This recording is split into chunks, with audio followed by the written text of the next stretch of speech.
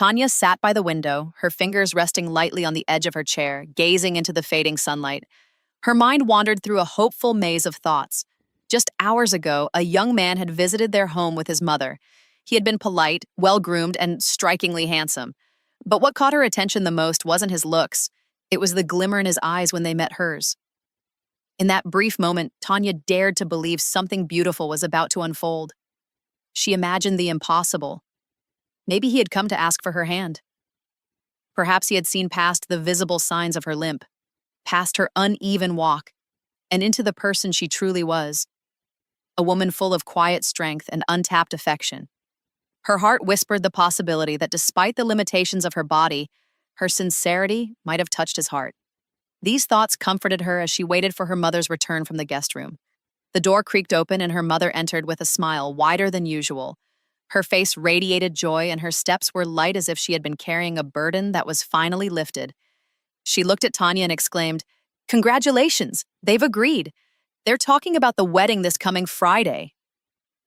Tanya blinked in disbelief, her eyes widening.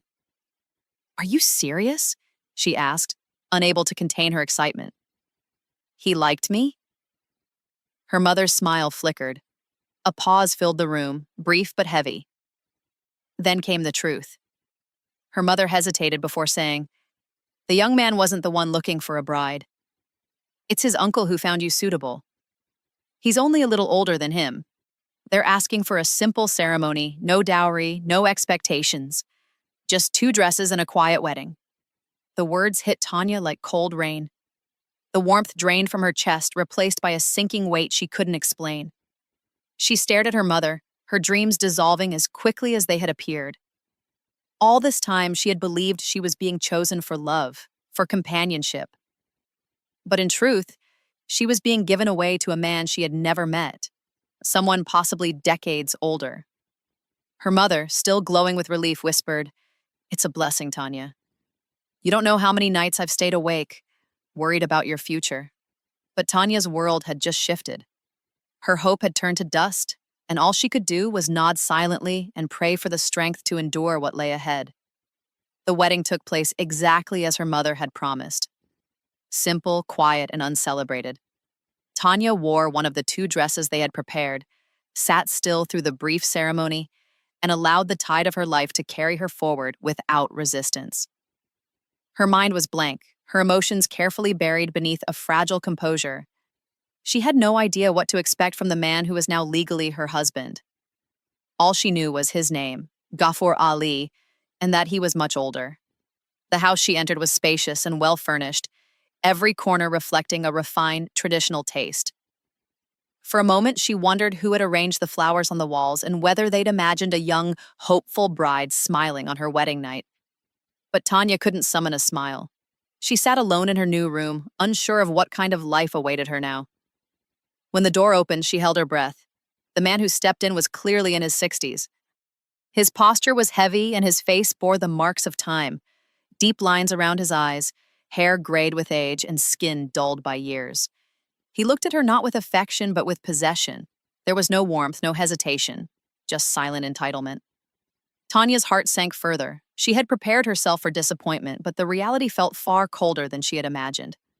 She lowered her gaze, trying to hold herself together, to mask the internal collapse taking place within her.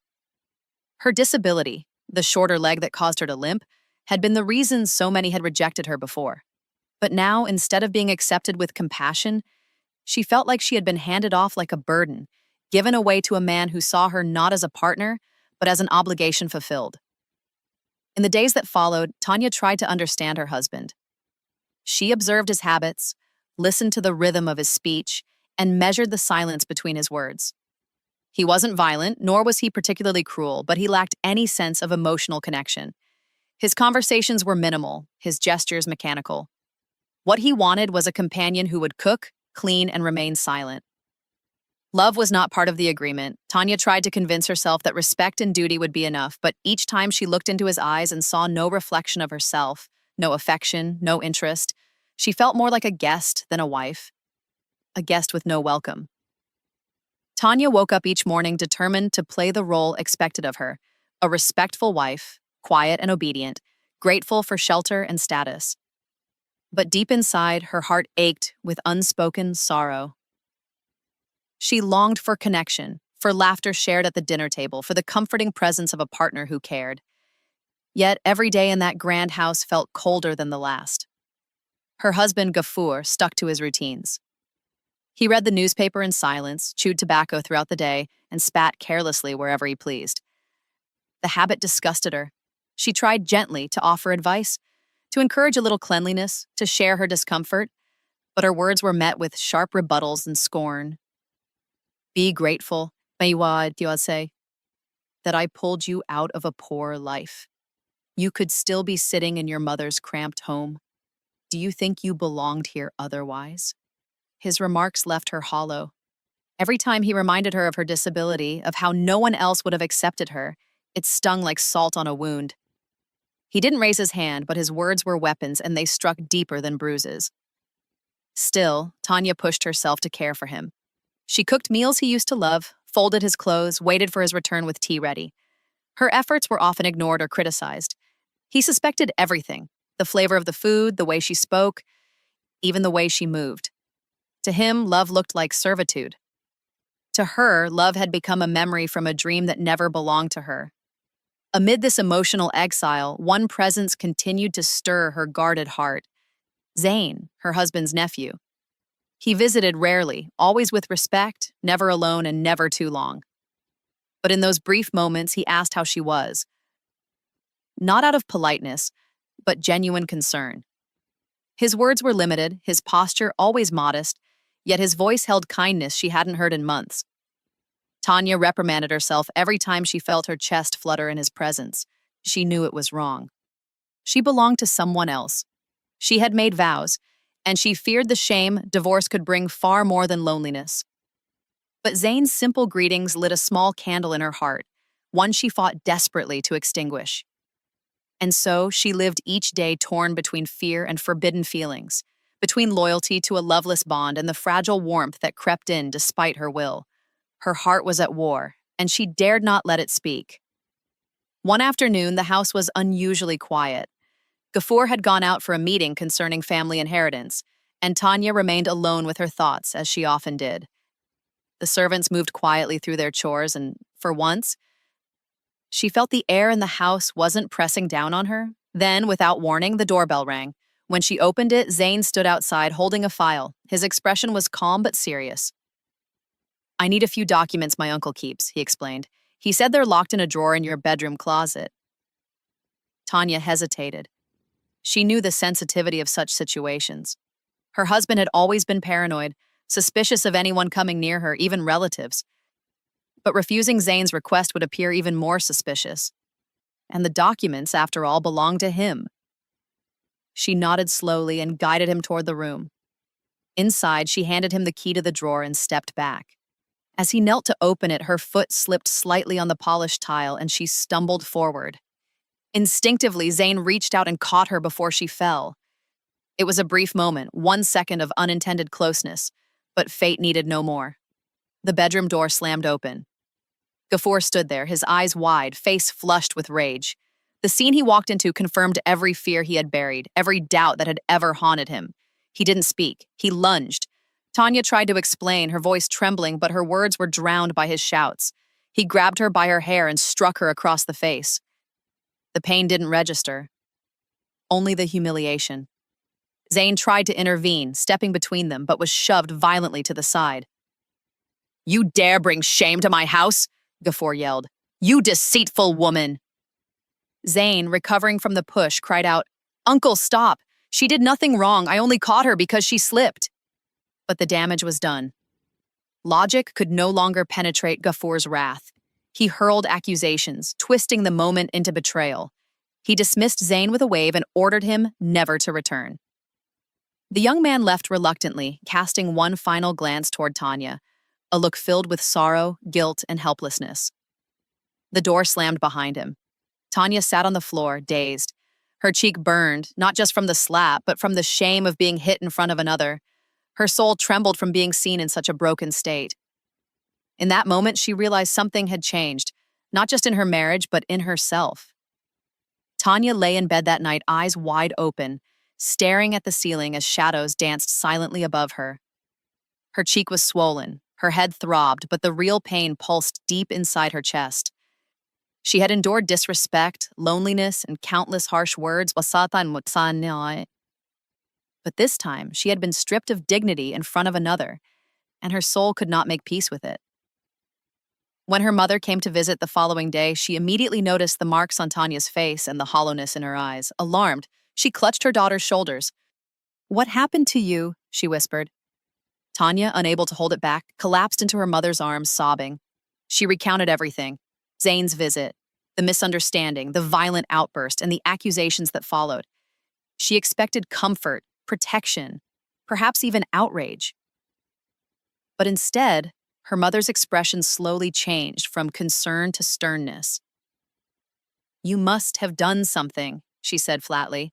"That man is old, yes, and difficult, but he has pride. Maybe you weren't careful. Maybe your behavior gave him reason to doubt." Tanya pulled back in disbelief. "Are you saying this is my fault?" Her mother sighed. "I'm saying this world is merciless to women like you. You are disabled and now married. If he divorces you, who will take you? Who will believe in your innocence? The streets are not kind, and neither is society. You must be smarter, quieter, more obedient. Win his trust. If he doubts you, make sure you never give him another chance to question you." Tanya felt her knees weaken. Even the woman who had raised her had chosen to side with appearances over truth. Her mother, perhaps driven by fear, had decided survival mattered more than justice. Tanya nodded without responding. Days passed, but her spirit didn't heal. Gafur's behavior grew colder. He no longer spoke to her unless it was to complain or command. He refused the meals she prepared and muttered under his breath that she was a disgrace. Whenever relatives visited, she was locked in her room like a secret. Outside, the world thought she was being distant and proud. No one imagined she was being hidden. The rumors grew, and so did the burden on her shoulders. She remained quiet, not because she agreed, but because she saw no other choice. Everywhere she turned, someone had a reason why she should keep enduring. But each reason felt like another chain around her neck. Tanya began to feel like a stranger in her own skin. The walls of the house that once offered a roof now echoed with accusations and suspicions. Every word her husband spoke carried venom. He no longer hid his mistrust behind cold silence. Now he voiced it aloud, with eyes burning from imagined betrayals. One afternoon, she carefully prepared his favorite dish, hoping it might soften him. As he took the first bite, his expression changed. Instead of appreciation, there was alarm. "What is this taste?" he barked. "Did you put something in my food, trying to poison me?" Tanya froze. "Of course not," she whispered, horrified. "I cooked it just like you like." But he didn't hear her, or rather, didn't want to.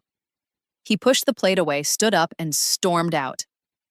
Later that evening, in front of the servants, he shouted, "She wants me dead, so she can inherit my wealth and run off with her lover."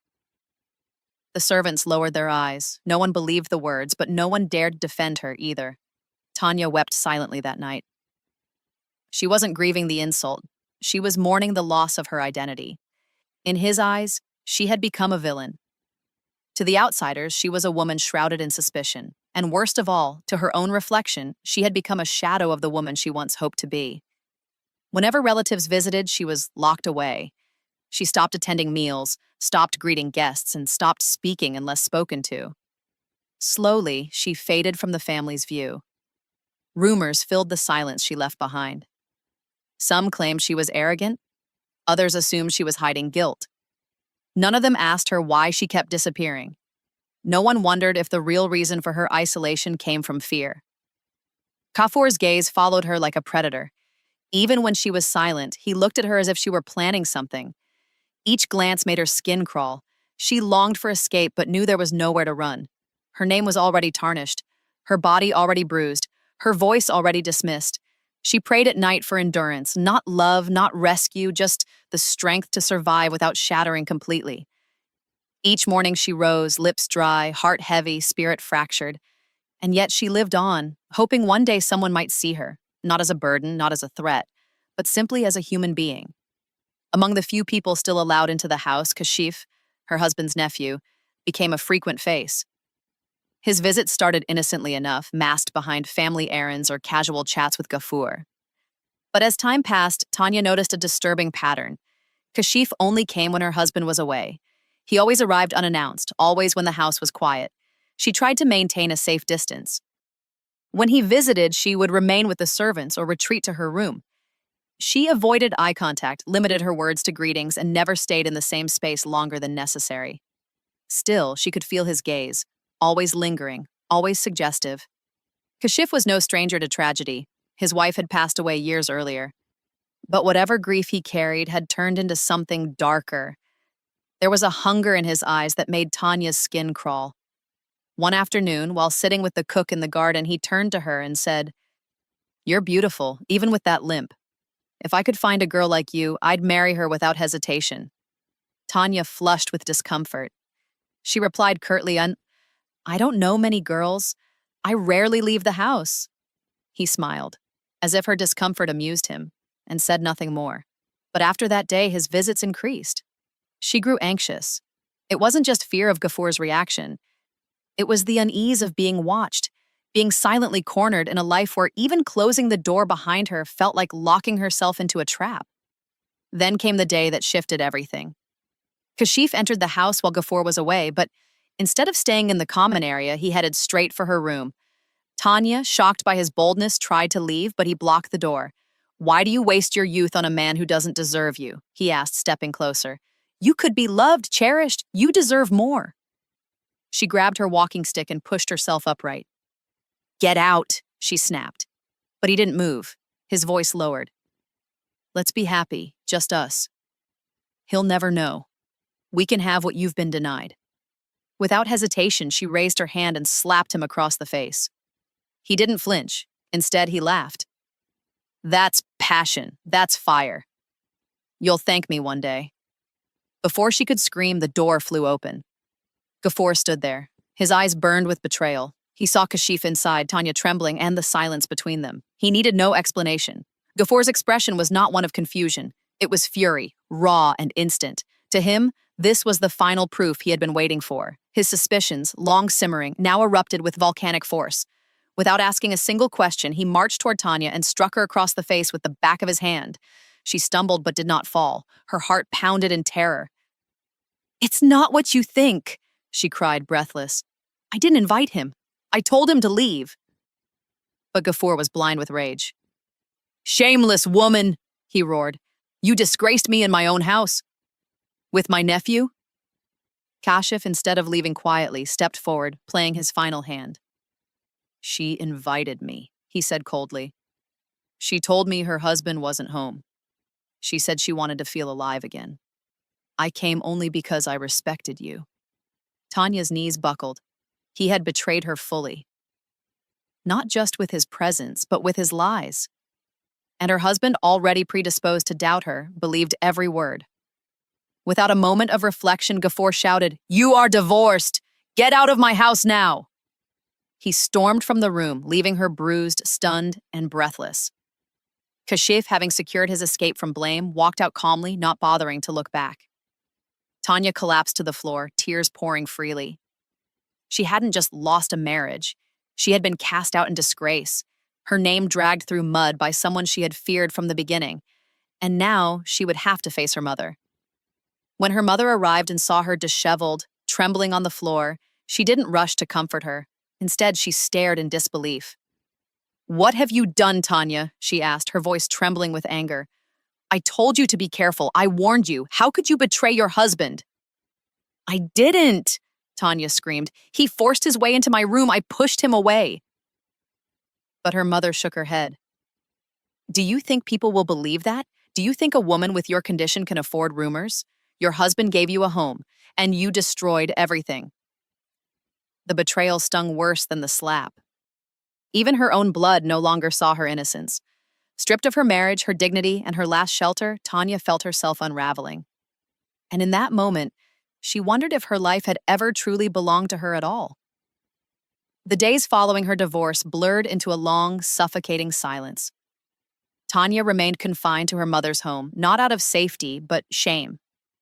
Her mother, consumed by bitterness, spoke little.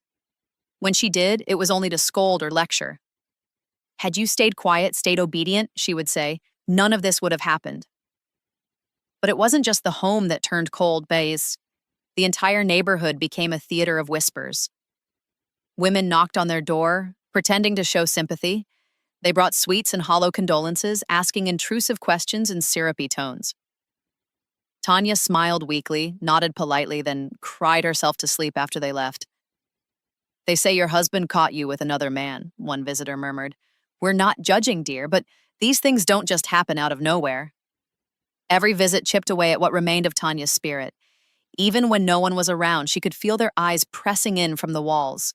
Her story had become a cautionary tale, her name no longer her own, but a headline passed from mouth to mouth. But nothing wounded her like her mother's disbelief. Her silence screamed louder than words. Every judgmental glance, every cold meal placed on the table without warmth, told Tanya that her innocence didn't matter anymore. Her value, it seemed, had always been tied to a man's approval, first her husband's, now lost, and even her family's, now doubting. She stopped speaking, stopped eating regularly. She withdrew into her room where the sunlight barely reached. Time crawled until the day her IDA, the mandated waiting period after divorce, came to an end. That morning, the knock on the door startled her. When her mother answered, both women were shocked to see Zane standing there. He wasn't alone. His mother stood beside him, her face composed. Tanya's mother stepped aside to let them in, suspicion thick in the air. Minutes later, she emerged from a private conversation looking stunned. She turned to her daughter and said, "He wants to marry you today." Tanya froze. Her mother's eyes narrowed. Now I understand. So that's what was happening all along. He must have liked you. Maybe that's why your husband doubted you. Her voice dripped with disappointment, as if Tanya had orchestrated the entire downfall. But Tanya remained silent. Because even when offered a new beginning, she couldn't escape the question that haunted her. Was this proposal redemption or revenge? Tanya sat quietly, processing the whirlwind of change. Zane had proposed marriage, not out of pity or pressure, but with calm certainty. Yet her heart was tangled in fear. Was this a rescue or merely another trap wearing a gentler mask? She barely spoke, but nodded when asked if she would accept. Not out of enthusiasm, but because she could no longer bear the suffocating weight of her mother's home. The marriage was simple. No celebration, no music, just vows spoken in quiet tones. Zane took her to his family's house, where she was greeted not with suspicion, but with a surprising softness. His mother treated her with respect. No one mentioned her past. No one looked at her with judgment. Still, Tanya struggled to believe it was real. On their first evening alone, she turned to Zane and asked the question she had been carrying in her chest like a stone. Why?